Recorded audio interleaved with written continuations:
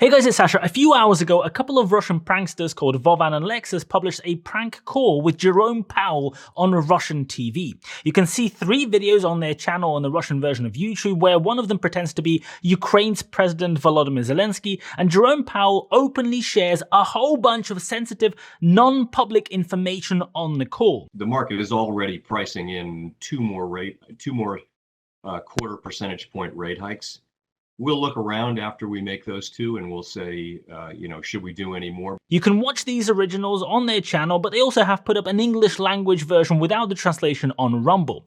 And there are 2 major issues here. First, Jerome Powell openly admits that the Fed is intentionally crashing the economy even though inflation is falling. Jerome Powell also admits that the Fed will be doing 2 more rate hikes at the point when this interview was recorded, even though the last 2 were completely unnecessary, and he says it doesn't matter what happens, they're going to do the rate hikes anyway, data is irrelevant. So we now have massive question marks over the impartiality of the Federal Reserve, where using data to make rational policy decisions using the latest available data seems to be less important than playing politics and doing whatever the fuck it is that they want to be doing. Now, I am going to play parts of this interview. I'm going to share my thoughts with you in a second. Apologies in advance. Some of those thoughts may come with raw language, but here is the second problem. What the actual fuck is Jerome Powell doing talking to 2 Russian pranksters from Russian TV? How bad are the US government's communication channels that the chairman of the Fed, arguably the most critical person in the United States, in a whole country when it comes to finances, was so easily tricked into talking to a prankster with a funny Eastern European accent? If this is the level of scrutiny that Jerome Powell and his team give to disclosing material, non-public information to a random Russian guy on a video call, how much scrutiny does this idiot give to analyzing financial data or making key rate decisions that directly impact the lives of millions of people? How much does he actually check and actually verify that what he is doing is right? How hard does he interrogate data? Or is data not really important because Jerome Powell's analysis follows the decide on the answer first, find supporting evidence later kind of approach? Now, this is a massive problem, and there are absolutely no fucking excuses here. I guess there is a theoretical possibility that this prank is fake, and Jerome Powell was somehow deep-faked in the video, although in the last few minutes, the Fed themselves have come out and said that this genuinely happened. So given this probably actually happened, this is a big problem, and Jerome Powell is publicly showcasing a level of incompetence that should be an immediate sackable offense. Sackable being the first part of something that should in theory really lead to prison. So let's listen to what Jerome Powell has to say. Do you have your prediction about inflation in the US? I do, yes. Our policy rate quite a lot last year in order to slow the growth of the US economy and enable inflation to come down, and we think that's working now.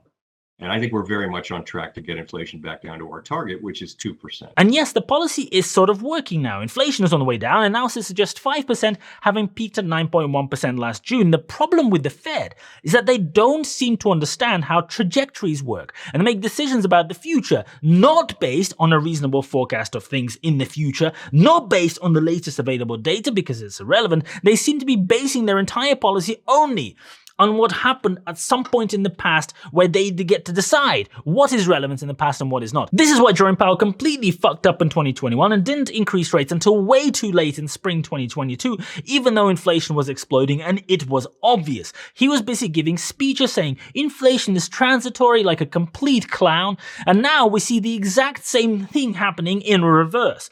All key inflation indicators are down. All of them are trending down. Lagging indicators like shelter are now reducing, which means that they will also drag downwards in the future. But here we have Jerome Powell accelerating from driving at 80 to driving at 150 miles per hour while staring in the rear view mirror. Now, inflation recently fell from 6% to 5% in just 1 month in March. But although this interview only dropped this morning, I actually think it was recorded some time ago, because in another part of the interview, they discussed the average weekly working hours in the US. The Department of Labor says, as always, that everything is fine and the length of the working week in hours is being reduced. It was, if I'm not wrong, 34.4 in November, 34.5 hours were expected in December, but it turned out to be 34.3. So the most recent data in their interview was referencing November and then subsequently December numbers, which means it was probably filmed between January 6th when that data first came out and February 3rd when the January data would have come out. But at the December FOMC meeting, the Fed increased rates to a target range of 4.25 to 4.5%. And the dot plot from that meeting indicated that the majority of the committee members thought that the target rate would be sitting at 5 to 5.25%. So before the first FOMC meeting in 2023, the Fed was expecting 3 more 25 basis point increases. And the first FOMC meeting this year concluded on February 1st.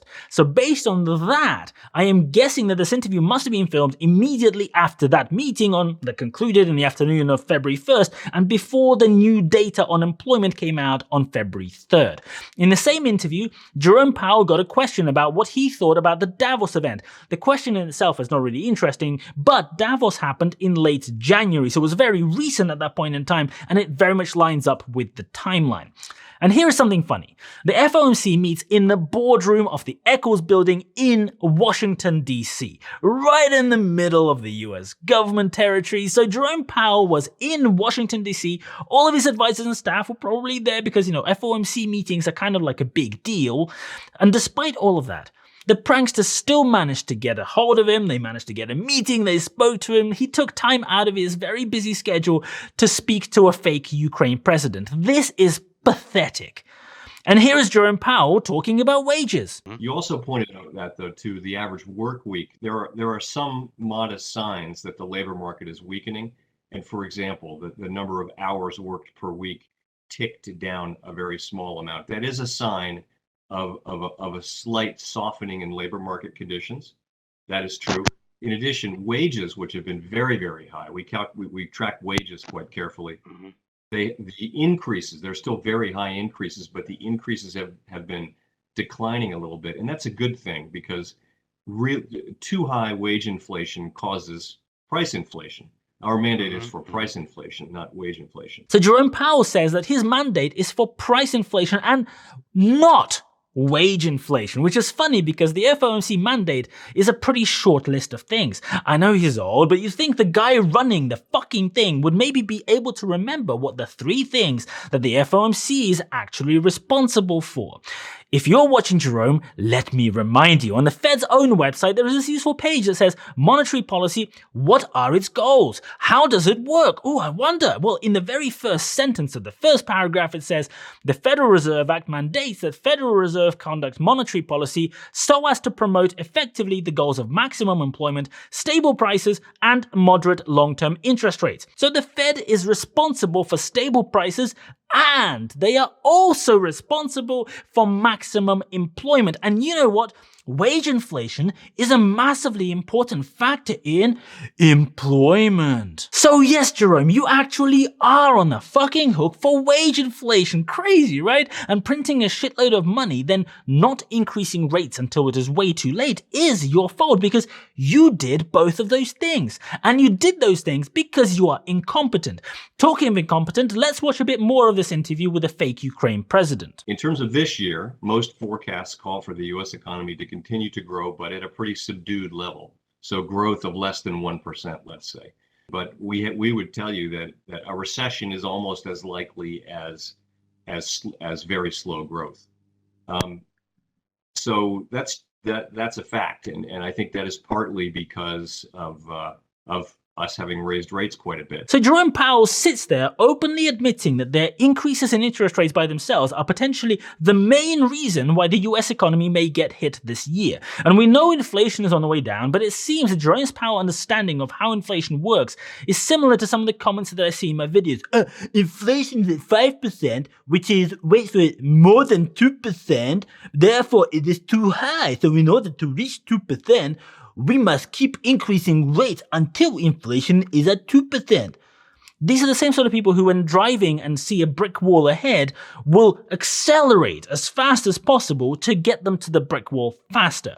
Momentum is a big deal in economics. And when inflation has almost halved in the last 10 months, and all key indicators are showing that inflation will continue gradually reducing from here, you don't need to press the fucking accelerator for it to get to 2%, because the rate of inflation is now equal to the Fed rate. But the Fed still wants to keep increasing rates, because the speed at which rates increase is a bigger problem than the absolute level to which those interest rates go. If the Fed started doing those increases earlier, inflation probably wouldn't take hold like it has done. And if instead of continuing increases like they are doing right now, and probably will do again next week, if instead they paused the increases to see maybe what happens with the economy, see how inflation reacts, it would allow for a much more gradual transition from 0% rates to higher interest rates, which is where the problem sits. It would mean the payment shock for people remortgaging for their credit would be much lower. The payment shock for companies refinancing credit would be much lower. It would mean inflation can come down without the express need for the economy to crash. And a lot of people will say, well, Jerome Powell is an expert. All of these other guys, they're such economics experts. You just go on YouTube. What do you know? Those guys know way better than you do. Well,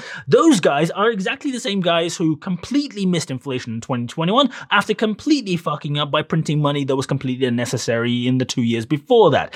In this interview, Jerome Powell said that the only way to stop inflation is to crash the economy. No, Jerome. No, the reason this is now the way it is because you fucked up, not because of inflation or somebody else. You can't just go blaming people. It is because you printed money like no tomorrow first, then refused to act when inflation started increasing second, and now, even after you fucked up twice, instead of taking the data-based approach, instead of looking at the numbers and pausing increases when you don't have to be making them, the Fed increased rates in March and will probably increase them again next week, all because they want to save face instead of admitting that they got it badly wrong.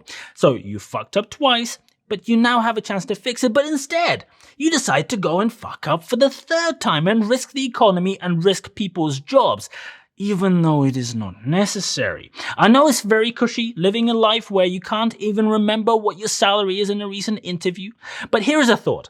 Crashing the economy only because you fucked up and because of your political ambitions is pathetic. You might think that unemployment is data printed on a piece of paper, but you know what? It's actual people losing actual jobs.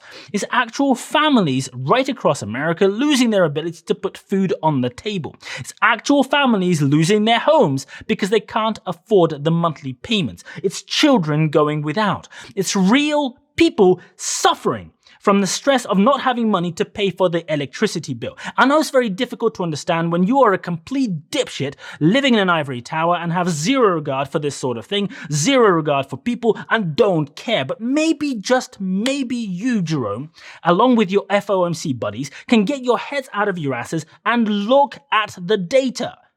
I know it's incredible, but just look at the fucking numbers. Stop being degenerate assholes and try to actually think instead of writing speeches for the next banker black tie event or speaking to fake Ukrainian presidents. Maybe try to learn what due diligence looks like so that you don't look like a complete imbecile talking to Russian pranksters. It's not hard. It really is not hard, but it does involve giving a shit. Clearly, the opportunity to play politics and speak to Zelensky completely clouded your judgment so much that you couldn't possibly think that it's weird that the president of Ukraine out of the blue wants to speak to the chairman of the Fed of all people. So here we are.